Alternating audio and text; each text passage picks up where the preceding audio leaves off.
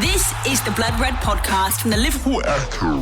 Hello and welcome to Monday's edition of the Blood Red podcast from the Liverpool Echo. I'm Guy Clarke, and alongside me, three fine colleagues joining us, of course, over the wonders of modern technology through the internet. Theo Squires alongside us. Theo, how are you keeping, mate? Not too bad. Obviously, got a bit of a bid on the go at the moment. See how that goes. It's some entertainment during lockdown.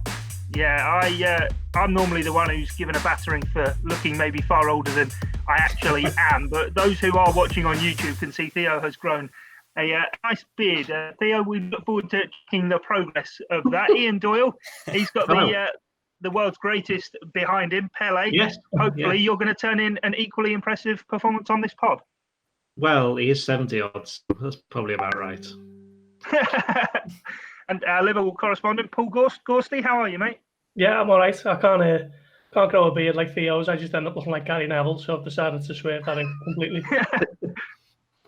I'm just waiting for the addition of just seeing you all of a sudden turning up as a skinhead with having shaved all your hair off. But we'll have to wait and see when that does quite come. Well, we've plenty on the agenda today here on the podcast to get through. Of course, Liverpool's decision to furlough some of stuff that hasn't particularly gone down well, of course, over the weekend. We'll get into the latest from FIFA and UEFA as Liverpool had somewhat of a boost in their hopes to land the Premier League title. And then into the second half of the pod, we'll look at some of Liverpool's greatest and perhaps not so great young players to have come through after Harvey Elliott celebrated his 17th birthday at the weekend, and a little bit on Virgil van Dijk to finish us off.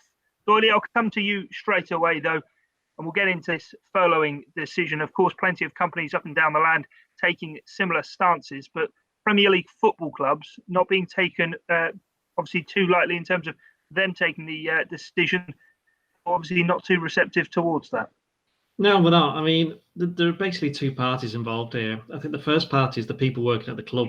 For them, this is a great decision in the sense that they're getting paid 100% of their wage, and they're not going to miss out despite they're not going to be working. I think we believe it's about 200 members of staff at Liverpool City, most of the non-playing staff. But of course, that's great for them. But from a business point of view, you'd have to say what Liverpool, the club, have done, and under the instruction, I presume, from Fenway Sports Group, is quite reasonable. The government are offering this initiative to help businesses pay for people who aren't going to be doing work, and that's fair enough. Not everybody will be paying the extra. Not all companies will be paying the 20% to top up the wages of their employees who are being furloughed. But of course, football clubs are not normal businesses. As much as you might like McDonald's or Burger King, you're not going to be cheering them on from the touchlines, are you, every weekend? Although I know do know some people who probably would do. But you look at it's the image that it puts out, the message it puts out. Just the strange thing for me is that Tottenham did it a few days earlier and got absolutely battered, and then Norwich, I think the other two, Bournemouth and Newcastle United, have done it as well. And it says a lot that when Newcastle do it, everyone just goes, "Well, it's Mike Ashley. What do you expect?" So, but Liverpool to do it.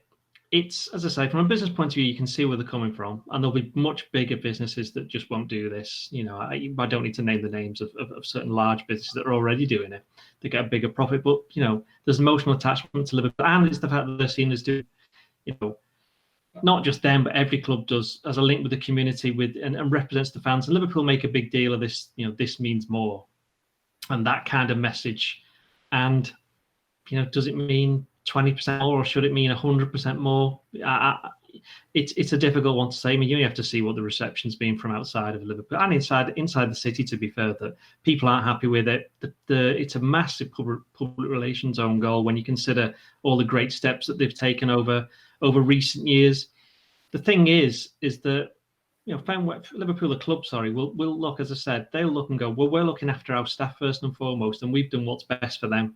So in that sense, if you work for Liverpool, they've stayed loyal to you. But even then, there are people who work for the club who we've heard one or two whispers, certain members of staff who they're uneasy with the way this has gone, because they look at Liverpool, they've recorded, 6 weeks ago, record revenues, massive, what was it, 40 odd £million profit. And the actual amount that they're possibly going to, lay out for this could be up to about 2.5 million, maybe 3-4 million at the most. What's that over 3 months for a football club like Liverpool? It's not even what player could they buy for that amount. So I think it's, personally speaking, I can see why they've done it, but no matter how they justify it in business sense, I don't think they can justify it from a moral point of view, and also from the PR. I think it's a mistake, and I wrote the piece immediately afterwards saying, FSG have said in the past, remember the ticket thing, and they backtracked on that. The whole charade about the trademark and the word Liverpool, or the name Liverpool, I should say. They've they stepped back from those two. They've still got an opportunity to backtrack from this, step back, and I would hope that they will do. Yeah, well, Gorsty, like Doyle yourself, over the course of the weekend, wrote a piece on it. We, of course, did the Agenda podcast that is on the Blood Red channels for those who haven't caught up with it. And we spent so much time on Friday, actually, with Matt Addison talking about how well, in terms of PR, the Premier League had done in putting out the statement that they had. And then Liverpool, as Doyley's just said, scoring somewhat of a PR own goal. Massively. I mean, as Doyle says, we should acknowledge that employees are still being paid 100%, and that's a huge, I know for the fact that is a huge relief to so many of their non-playing staff, but it doesn't sit right that this is a club who so readily tap into the values of Bill Shankly, and we hear so much about some of the things he said during his career at Liverpool, and how Liverpool kind of still today use him as the sounding board, almost, if you like, with the socialist values of the club and the community and everyone connected around Merseyside and all of the majority of their fan base. So to then tap into, government funds to essentially pay their staff, it just doesn't really sit right. It's a bit exploitative, isn't it? Are they doing anything technically wrong now? Morally, that's a little bit more of a grey area, isn't it? And I think the outpouring of disappointment and anger from supporters since it was announced has been, I think it is justified, to be honest. FSG and the club as a whole have done so much over the course of this coronavirus pandemic to earn plenty of praise. They've done so much for the community across, Anfield and the Merseyside community as a whole, with the food banks. The players donate money to banks and certain schemes that they've set up to help the elderly and the vulnerable in society. And all that we have reported about deserves credit, but this one is a backward step, and they need to take the medicine on this one, I think. Yeah, we obviously, of course, have seen from the players, Theo, Jordan Henderson, trying to get in touch with all the captains of the other Premier League clubs to set up this fund for money for the NHS. As Doyle referred to, nice mug there, Doyle. You do like the corn mug there. Yeah.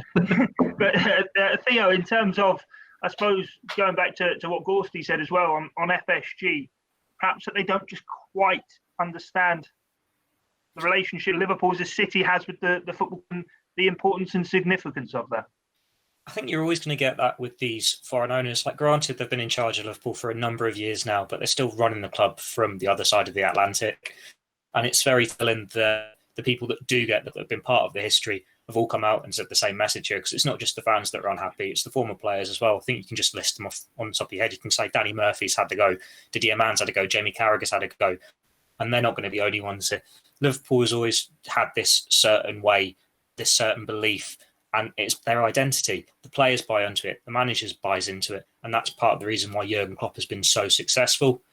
SG, they've had their own. People have been critical of them in the past, and it's only when the successes come and they've landed and signed all these great players that subsided somewhat. Criticise them for other things, fair enough. Sometimes it's not been justified, but this is something that you can criticise them. You can't just look at it though. They are businessmen. They're not football fans. They're not running Liverpool as this local Scouse family that have brought them back from the brink. They saw it as an opportunity, and they're wanting to go into it and make as much as possible and then sell Liverpool for as much as possible at some point down the line. So when you look at it like that, you can completely understand why they've made this decision. But then with everything that you say about Liverpool, the fans, manager, player, and all that, it just doesn't sit right. I mean, the reason why FSG are billionaires, Johnny's a billionaire, and this is exactly for this kind of decision. I mean, just picking up on something that Theo said, can you imagine what Jurgen Klopp and Jordan Henderson are thinking when they see that? I mean, obviously not just those two, because there's a lot more other players involved, but they're the two, as Gorsty said, Klopp said all the right things, Henderson said all the right things, they've done all the right things, and then this happens, so that they must be thinking, well, hang on, No, definitely. That leads me on a point, actually, that I wanted to ask you guys all about, and it is involving Jurgen Klopp, because he so often speaks out about the community and the importance of the football club and things like that. And I'm not saying by any means this will happen because of the situation, but should he take this badly, surely Liverpool FC as a football club are in a position where they need Jurgen Klopp more than Jurgen Klopp needs Liverpool, if that makes sense, in terms of if this decision really didn't sit right with him, surely he, when this decision is taken as the manager of a football club, should be consulted, should he not? Maybe so, yeah. I mean, it's essentially it's 200 of the non-playing staff. Obviously, Klopp doesn't know that 99% of them, they're just people who work in the club shops, the museums, and the restaurants and wherever else it may be. So, Klopp won't know any of those personally affected by it. And let's face it, they haven't been adversely affected by this decision. They're still being paid 100%. It's more just how it looks at a time when government funds should be perhaps better utilised elsewhere. This was set up as a job retention scheme to ensure that bar staff and businesses that can't run just coronavirus pandemic to essentially retain their staff, so that when life resumes back to normal, they can go on living their life as normal. Liverpool haven't really shouldn't be too impacted by this. They're still wealthy enough to pay all their non-playing staff 100% without using this government scheme. And I just think, myself personally, I don't know, it does seem to be the majority of thinking I've seen that there are better ways to use this government money. On the point on Jurgen Klopp, though, Doyle, is it not a case of if he sits there in a press conference talking all the time about the importance of the togetherness of the club and the support, at the end of the day, Liverpool FC sort of means so much too, that actually it is a conflict of messaging. As Gorst did say, though, obviously Liverpool straight from the paid all the matchday stuff for the remaining, I think it was Premier League games. So they have done their bit, but then they go and make a decision like this. Yeah, it's interesting, isn't it? Because you can imagine when we finally do get to have a press conference again, if this decision doesn't change, imagine one of the first questions Klopp will get asked is, what do you think of this? And it's like, well, it's not on him, is it? He's an employee of the owners of the club. So I think it was Piers Morgan said something like, why was Jurgen Klopp consulted on this? It was like, well, why would he be? This is a business decision made by businessmen. It's interesting that I think it was Melissa Reddy wrote something today about it seems as though there's a split inside the club of whether it was a good decision or not. That's what she was hinting at. I mean, I've not heard anything on that in that regard, but as Theo said, it's a decision that's predominantly made by people who are thousands of miles away, and you will get this from now and again. We mentioned the ticket thing before from 2016, where they put putting the prices up, and 10,000 people walked out, and they changed their mind straight away on that one. They changed their mind there because they thought, well, we might lose money here in the long run, and it ultimately just does come down to money. So they'll have to probably work out the hit going to be in our image here, because nobody knows when this, the pandemic, when this lockdown's going to end. We're all working on the basis it could be 3 months, it could be longer. We don't know when football's going to restart. So whether or not Liverpool are protecting themselves from that in the long run, but and the reality is, they make such sums of money, and people see they make that sums of money that they'll think, well, hang on, why do they have to go to the government? As Gorst said, it's not been set up for these kind of companies. It's the ones who cannot pay or would struggle to pay because they're completely out of business. And Liverpool, while there's no games, they will still be making a bit of money from merchandise. The online shops will still be open, and the other point that has to be made is, I know that a few people were unhappy with the timing of it because it came out just as the PFA and the players and the club, were having conversations about a uniform pay cut, which hasn't been resolved. It looks like Liverpool are already going to the government before the players have even decided exactly how they're going to cut the wage. I mean, the players do want to. They all want to do something, and I know we've spoken about this previously. So the timing of it wasn't too either. No, see, and that issue about players' wages when you're having obviously non-playing staff being put on furlough leave and the players' salaries haven't yet been cut. That is a decision we are still waiting to hear. It's something obviously that with the FA and with Gordon Taylor is very much sort of in the eye today, and it's something that I'm sure will continue to rumble on. Yeah, it's one of those where it's probably why there is so much fume. That the fact that clubs want to save this money by taking away some of the wage lowest earners, putting them on 80%. Granted, Liverpool have topped up. When you've got some employees that are going to be on £200,000 a week, it's ridiculous. It just doesn't add up this way. But at the same time, the players, I think there wasn't taking the pay cut. It was that money, where does it go? Because it shouldn't be going back to the owners. It should be going to the NHS or some charity fund like that. But then how can you police Liverpool the same way that you police some of the lower earning clubs in the Premier League, right down to League One, League Two? They can't have to do that.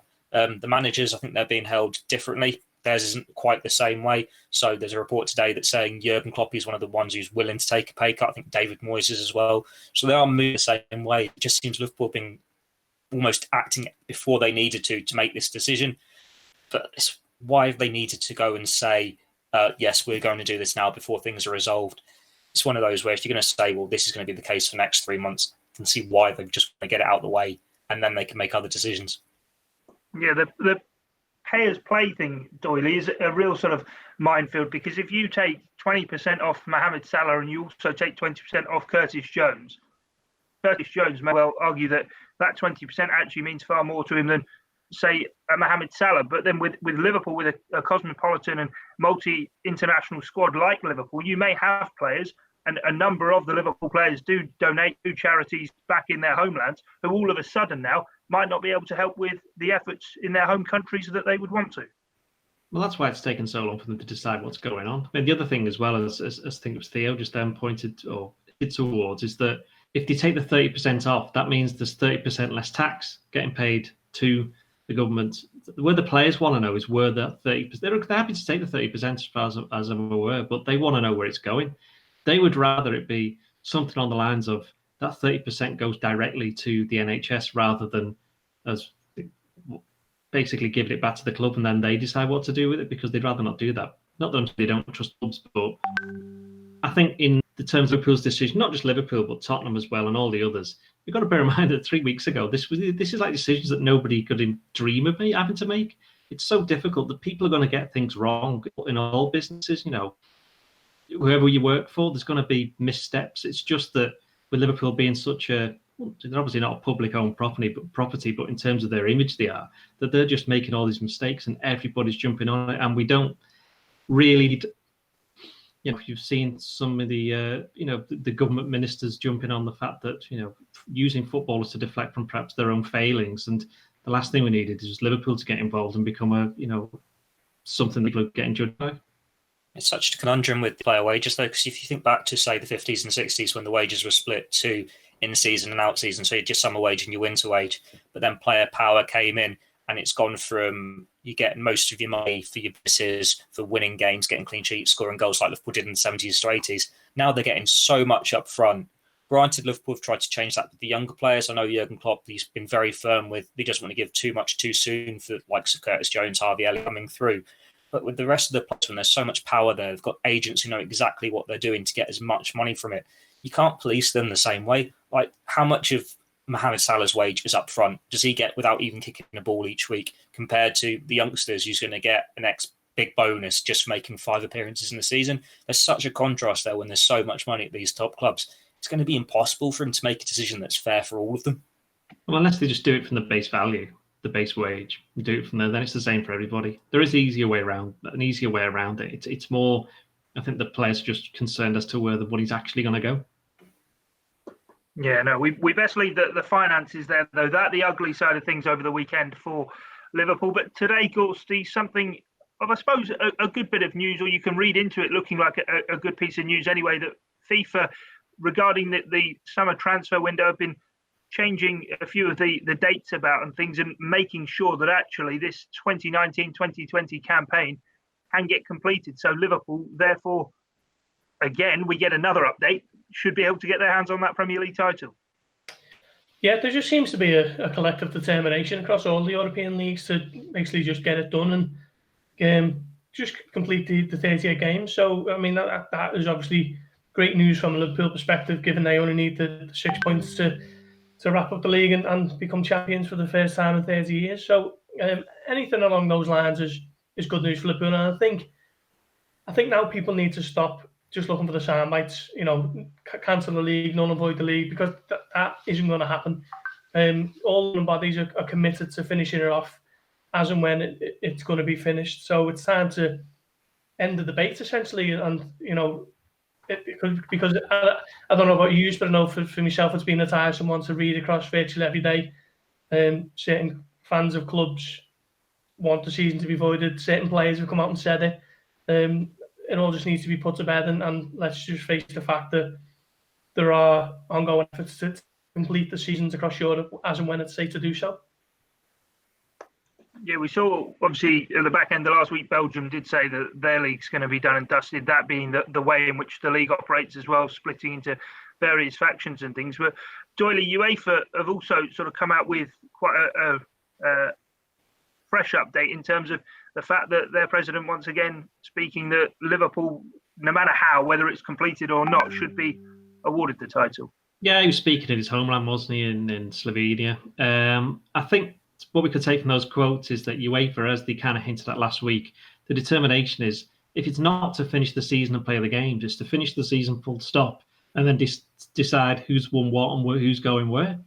I think that's what they want, because they then want to, whenever next season starts, whether it's September, October, whenever, is to then have, they want to know who's going to be in European competition so they can plan accordingly. I mean, they've given all the domestic leagues enough chance by, they scrapped the Euros, then they've scrapped internationals in June, then they put back indefinitely the European competitions, so that the focus is on, Serie A's got loads of games left, hasn't it? So, admittedly they don't quite have the same, reliance on competition. So it's not just England, not the Premier League. I know we're obviously far more concerned with Liverpool and the Premier League than anything else, but in Spain it's the same situation. In France, in Germany, they all have games to play, and they're the big leagues. And again, as I mentioned on this podcast a few times now, it comes down to money, and it's about ensuring that for when next, basically, they play the games in some way this season and make decisions this season that don't then affect next season. So I know, for all the talk of people saying for that very reason that we should void this season, it's not going to happen, for the basis that they need to know who's going to be where next season. So you can't just scrap this season.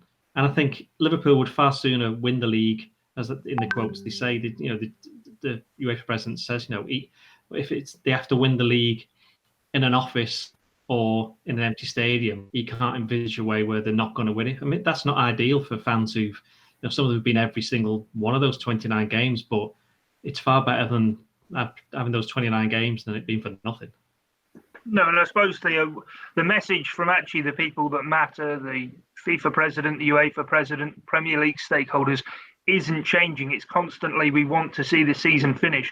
It's then you get the Karen Brady's, the Richard Keys, and these sort of people start saying, the season should be null and void. But I suppose it's the reality of the situation we're actually in, that we're only now on the 6th of April, and yet we've been in this position, it feels like months and months. We've only been a few weeks, and yet it will be months until football comes back. So these people just come out with sound bites to fill the time, basically, as Gorst alluded to before. Yeah, you've got to honour the integrity of the competitions, but I think as Doyle said, with how many questions is Klopp going to be asked when that first press conference comes around? And think how much we normally get out of Jurgen Klopp in a press conference. That's the same for all these managers across the country, and you've got all this space to fill. So if someone asks a question, they're going to give an answer, and the papers are going to fill it with the controversial lines. So that's why we're hearing from like Richard Keys, Karen Brady saying stuff like this that is going to get the reaction. It's amazing how many Manchester United players or ex-Manchester United players are coming out and saying they want it null and void. You're hearing those opinions, not you really hearing from players that say, let's just finish the season. It's always the ones that have got the bit of controversy, because it's what we're not really expecting to happen because of what we're hearing from FIFA, what we're hearing from UEFA.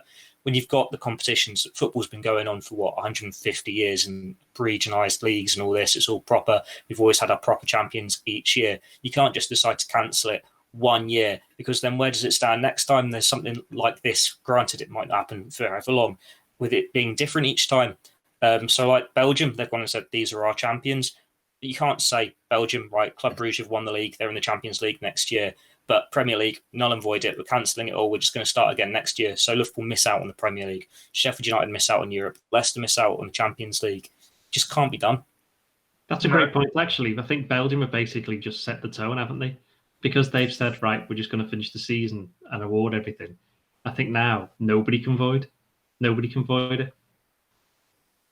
No, because as you say, that's it has been said. I just wonder, some Premier League clubs have sort of done a few conference things or their club internal things and then have put things out. I do just wonder if we will hear at all from Jurgen Klopp or anyone from Liverpool, obviously not on the situation we spoke about before, but just generally, because we've already sort of said here, although there's no football, there's so many questions you would like to hear Jurgen Klopp respond to, Gorsty. Yeah, well, they've spoke to him since the Premier League was suspended on the 13th of March. So obviously, Jurgen Klopp did the open letter, if you like, the public address, which was very well received. Some great messages in there, and then the club website had the interview with him a week ago last Friday. So maybe it'll be a fortnightly thing, and we'll hear from him again on Friday. But we haven't heard anything around that as yet. But there's no doubt we would like to hear a little bit more from one or two players, and just to keep us occupied and give us something to do, to be honest. But I know Virgil van Dijk's come out and said some things today, hasn't he? I'm sure we're going to come on to him in a little bit. But yeah, I mean, we are struggling without players telling us what they think and feel. Yeah, we're getting to see a lot of them do silly things at home. We got a video, we saw the video of Adam Lallana doing the crossbar challenge with his lad falling over. That was quite funny. But anyway, we'll move on to something more celebratory. And Harvey Elliott on Saturday celebrated his 17th birthday. So we're going to now just talk a bit about young Liverpool players who have broken through, some who have hit dizzy heights and some who perhaps fell by the wayside, because there's no doubting that Harvey Elliott, when he arrived from Fulham during the summer, came, well, we still don't certainly know the details of the pay packet that Liverpool had to pay out for him, but certainly that he came with a lot of hype and a lot of expectation. Curtis Jones is also breaking through at the moment. And Doyle, this is a player who Liverpool fans, I know you've obviously seen a fair bit of the under-23s. Liverpool have an awful lot to be excited about with Harvey Elliott. Yeah, I think he's great, to be honest. I mean, as you say, I've seen him quite a lot for the under-23s. I've seen him play for the under-21s in the EFL Trophy. I've seen him play with Gorst. We've seen him play in the UEFA Youth League as well, various parts of Europe. And we've seen him play for the first team. Interesting, he's not played for the under-18s because they immediately just went, he's too good for that. Let's get him straight into the under-23s, even though, as you say, he was only 17 on Saturday. I just think with him, it's whatever he wants to be. He plays with such maturity on the pitch. And the one thing I picked up straight away was, and it's something that the best players have, is that he takes care when he's got the ball. He plays the pass to people, even if it's 2 yards or 20 or 40. He plays the pass that needs to be played. And he puts them in the position where the player receiving the ball just doesn't really have to do very much other than he always makes the mind up for them, if you see what I mean. He's playing with 1 or 2 steps ahead. And when he first started, he didn't quite get as many goals or assists as you might want for somebody in his position with his reputation. But now he's doing it. And you've seen him when he's played in the first team, certainly playing against Everton in the FA Cup game. You've got absolutely no fear. Luca Dean had a bit of a rough time up against him. So I think he's somebody that Liverpool, there's a reason why they went in for him. There's a reason why he was put straight into the team in a friendly against Napoli up in Edinburgh in, I think it was late July or early August. He was straight in there. From that moment on, he's just been somebody that Liverpool fans have quite rightly got excited about because he's a very special talent. But as we've all got to bear in mind, he's still only just 17. And not just for him, but for a lot of the youngsters, this is another thing that's not been really written about. They'll be desperate to play. This has come at completely the wrong time for them because they'll have been, certainly for Liverpool, there'll have been a lot of youngsters who might think, well, the league will be in the bag of the last 5 or 6 games. We might get a chance of playing in the first team, and now we don't know how it's going to pan out. So interesting, but yeah, Harvey Elliott's definitely a player who I think we'll be hearing an awful lot about over the next few years. Yeah, and he's a player, Gorsty, who made his professional debut aged 15, and something sort of on what Doyle said, having watched him and seen him, he has that pass appreciation and the weighting of the pass he certainly has, but he also has that bit of arrogance that I don't think you can teach to young players. And having made his debut at 15 at Millwall of all places in effectively, yes, a London derby for Fulham in a League Cup game, he doesn't get overawed very easily. No, you're right about the arrogance. It was a point I was going to make myself.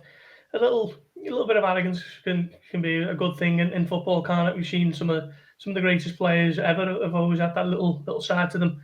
And that was something that I'd written as well, Guy, when you mentioned it about him making his Fulham debut at Millwall.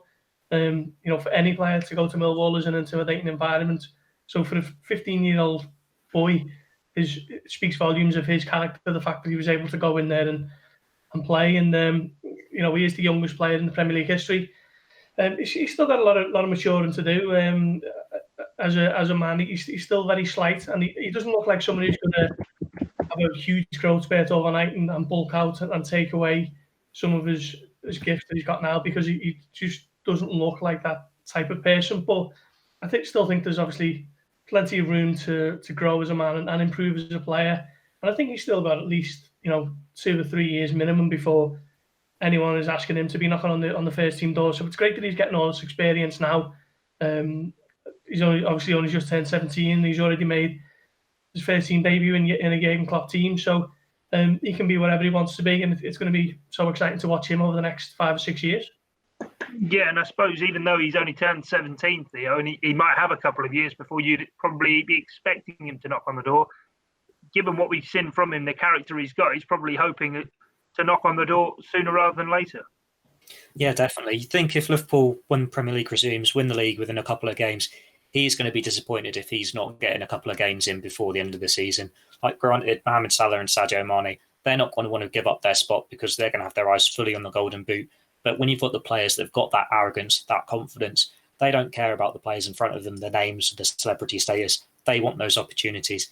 And it's probably the biggest compliment you can give Harvey Elliott. You think all the great youngsters that have come through from Liverpool in the Premier League era, they've not looked like kids when they've come through. I'm thinking like Robbie Fowler, Michael Owen, Steven Gerrard. They've had such confidence that they've been able to make that impact straight away. And this season, we've seen a lot of kids given opportunities in the Liverpool team because of them going off for the FIFA Club World Cup, for the Shrewsbury replay. And as you'd expect, they've played like kids. Some of them, the young players, they actually need game time, they need experience. But in the Villa game especially, Harvey Elliott, he looked a player. You wouldn't have thought he was as young as he was. He was on the ball and he was such a threat. And you can put him in the first team and you don't think he's lost or anything. He fits in there.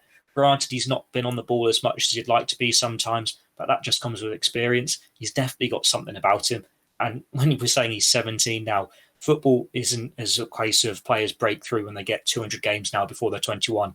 You get the odd player now, but he could easily be part of this first team for the next 20 years easily. It's crazy to think how good he is.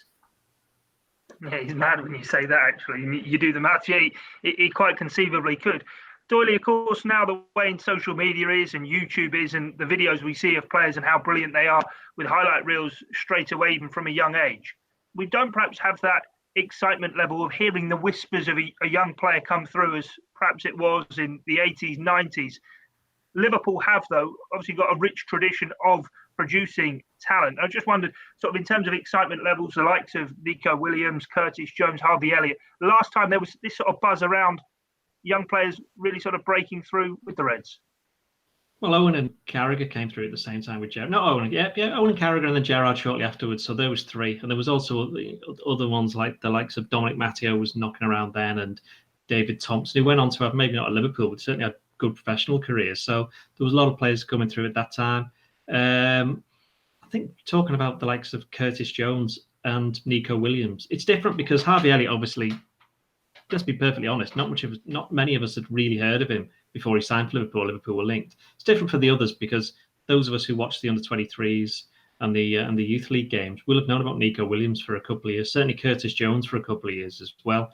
Curtis Jones was when he was on the tour, was it nearly 2 years ago now in America, where Klopp took him. But that's the thing about Jurgen Klopp. He loves to give these youngsters a chance. I mean, I know for a fact that he absolutely loved Nico Williams at the start of this season when he saw him play for the under-23s and the under-19s. And he was, behind the scenes, he'd been impressed when he moved up to the first team training. Same with Harvey Elliott. I think it was Pep Linders said when he started training with the first team, he said we couldn't believe how good he was. He's even better than we expected. So, Liverpool are getting rewards for giving these players the chance. I mean, not all of the players will come through. That's just the way it is. Liverpool are still the European champions. They're the world champions. They're 25 points clear at the top of the Premier League. These are players who are going to come in and make it at this level have to be very, very good. And so the fact that Jones, Elliott, Williams have impressed Klopp and his training staff, that kind of shows you how good they are, and more importantly, how good they could end up being. Because we've seen with Trent Alexander-Arnold, there's a player who, for the very first time you saw him, went, he's a player.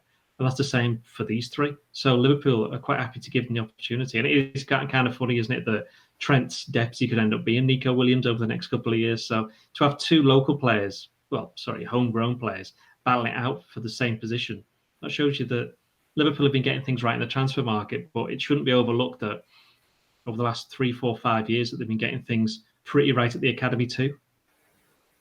Yeah, and I suppose even part of that, Gorst, he's been academy recruitment as well, because we're talking about Harvey Elliott, obviously a player brought in the summer. Ryan Brewster's still obviously finding his way, making his way through, a man who hasn't had all of his development whilst being at Liverpool. And it just shows the different ways in which Liverpool under FSG, under Michael Edwards, look to develop even the youngest of talent. Yeah, well, that recruitment side of things never stops, does it? You know, you can have as settled a first team squad as you like, and Liverpool have got a completely settled squad, haven't they? You know, 23-man squad now, but you know, clubs are always looking for the next big thing. So that youth recruitment drive is something that never really ends. And Liverpool obviously brought in Sepp van den Berg in the summer from PSG's Wall after he'd made around about a dozen first team appearances in the Dutch First Division. Harvey Elliott was someone who they've kept tabs on. So it's a recruitment drive that never ends. So I think it will continue this summer. Who that'll be at the moment, we're not too sure. But you can kind of look at it now and think, if Liverpool are bringing in a teenager, then he must have something about him, and Liverpool must be serious that he can have a top level career with the Reds. So it's going to be interesting to see who's next. Really, obviously there was Joe Hardy as well in January, wasn't it? Who come in from Brentford, and he seemed to score a hatful for their B team. So it's a strategy that never really seems to end. It seems a lot more stable now. Like, you think to when Liverpool had the first great youngsters coming through in the 90s, when you think McManaman, Fowler, Owen and all that, the whole way through the 90s, fans really, I suppose, unless they were local, only knew about these players in the programme. When you were seeing those little match reports, like, oh, Michael Owen scored again, Robbie Fowler scored again, you got the whispers there. And then as we've progressed, you've had, say, FA Cup, Youth Cup games, you can watch them on TV, or the club channels come in, and now you can watch every under-18s game, every 23s game, no matter where you were. And you've got all this hope and expectation because you're seeing them every week. But after Liverpool had that initial flurry in the 90s, they did have to wait a while for another good one to come through. And there was always that hope and expectation about the next generation of players. So I'm thinking back to, say, Tom Ince's era, Laurie Delavalli, Danny Pacheco, those sorts of players. And you see glimpses of them in the Youth Cup thinking, oh, they look all right here at under-18s level. Why don't they get an opportunity? Why is Rafa Benitez not giving them an opportunity? And ultimately, it's because they weren't good enough. Now you're not having that noise from fans because you trust the manager, you trust the coaches. They all get the opportunity when they're ready. You're seeing more of them in whatever level, and they look players. Then they get the first team opportunities, and they still look players. And it's just a lot more relaxed, and Liverpool definitely getting the rewards from it. Yeah, no, and I suppose that ties into what Doyle said before about how not all players will break through. Not all players have a great time. Even those, Gorst, I know you wrote a piece about Mark Kennedy last week, even those who are signed for relatively big money. Yeah, it's something that only seems to happen now with the absolute best talents in the world, thankfully. But 25 years ago, a couple of weeks ago, Liverpool signed Mark Kennedy from, was it Wimbledon, Doyle? Can't even remember. Was it Wimbledon or Millwall? It was one of those two. I think it was Millwall, wasn't it? Millwall it was, and then he went to Wimbledon, yeah. So Liverpool paid around about $2 million for an 18-year-old that made him the most expensive teenager in British football at the time, and didn't quite work out for him, despite obviously he went on to have a very good career with the likes of Wimbledon and Manchester City and Wolves. But that would have been a big ask for it. Can you imagine Liverpool making a teenager the most expensive teenager in British football? The amount of excitement and pressure that would already be on such a young shoulders at that stage would be incredible, really. So thankfully it's something you don't see happen too often now. You can already think of the likes of maybe Kylian Mbappe, those types of players who were breaking records as teenagers. But yeah, that was one that didn't work out. Sometimes it does and sometimes it doesn't. But Mark Kennedy was unfortunately one that didn't work out for Liverpool.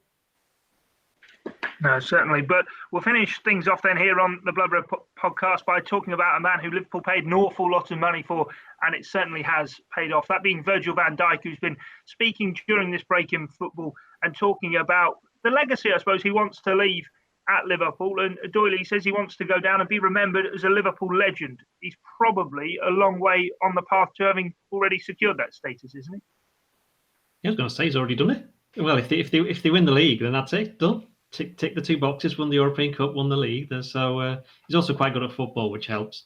And he also stops in the mix zone all the time, which I'm sure Ghosty will. That's good news for us, gents. Yeah. So he's always happy. He's always happy, no matter what the score is. You can always get a few words out of him. But yeah, I mean, the reality is most of these players now are already legends because they won the Champions League. And it's only happened 6 times in Liverpool's history. And 4 of them were all reasonably close together. So even the 2005 team, okay, not legends in the sense of being absolutely amazing at football, but legendary names in Liverpool's history. Even like Jimmy Traore played in 2005. Everybody knows who he is. It's not just about his own goal against Burnley now. It's about the fact that he played in that 2005 final. Jerzy Dudek, he's not Liverpool's best ever goalkeeper in the history, but he probably made one of the best ever saves. And I think with Van Dijk, I know what you're getting at. Van Dijk, he's somebody who he's so much head and shoulders above every other defender, not just in the Premier League, but in the world. And he backs it up with consistency. He makes the players around him look better. And he's now winning, he's won 3 trophies already. If you count the Super Cup and the Club World Cup. And they're going to win the Premier League at some point, somehow. So if he sticks around for another couple of years, he could conceivably win a few more trophies. So yeah, he's probably already a legend, but he could become a legendary legend.